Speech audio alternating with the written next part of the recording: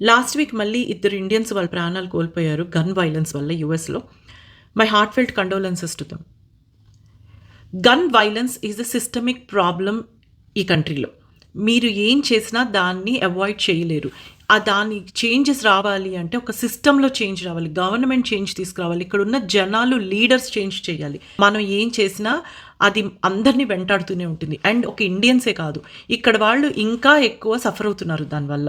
అయితే మనము ఈ మధ్యన మన పాపులేషన్ ఎక్కువ అవడం వల్ల, మన ప్రివలెన్స్ ఎక్కువ అవడం వల్ల మనకి ఈ కేసెస్ మనలో ఎక్కువ కనిపిస్తున్నాయి. ఇప్పుడు మీరు నేను కూర్చొని చేంజ్ తేయగలిగే ప్రాబ్లం కాదు ఇది. బట్ మీరు నేను ఏం చేయగలం? There are 2 things. ఒకటి అన్అవాయిడబుల్ సర్కమ్స్టాన్సెస్, ఒకటి అవాయిడబుల్ సర్కమ్స్టాన్సెస్. అన్అవాయిడబుల్ సర్కమ్స్టాన్సెస్ అంటే you are in school, college, mall or outside and these things happen. We cannot do anything about it. All we can do is when these things are happening, go to a safe space and protect ourselves.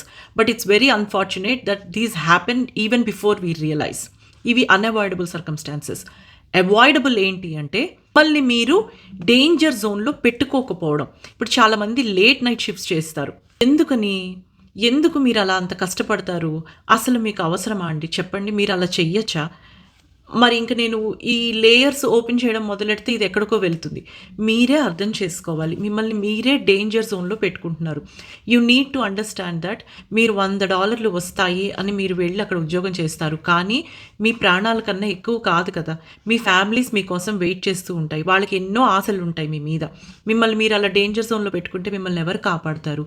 So మీరే అర్థం చేసుకోవాలి ఇవన్నీ.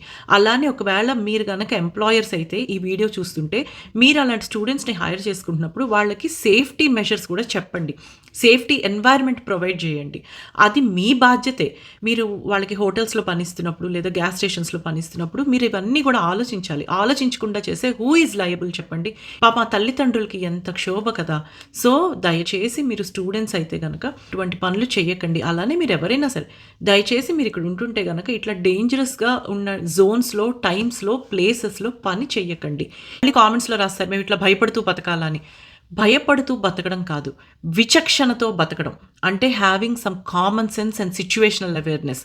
నేను ఈ పని చెయ్యకపోవడం వల్ల నాకేంటి నష్టం, ఏంటి లాభం అని ఆలోచించగలిగే స్తోమత మీకు ఉండాలి, ఆ కెపాసిటీ మీకు ఉండాలి. మళ్ళీ మీరే ఇలా డేంజర్ జోన్లో పెట్టుకుంటే మిమ్మల్ని ఎవరు కాపాడుతారు చెప్పండి?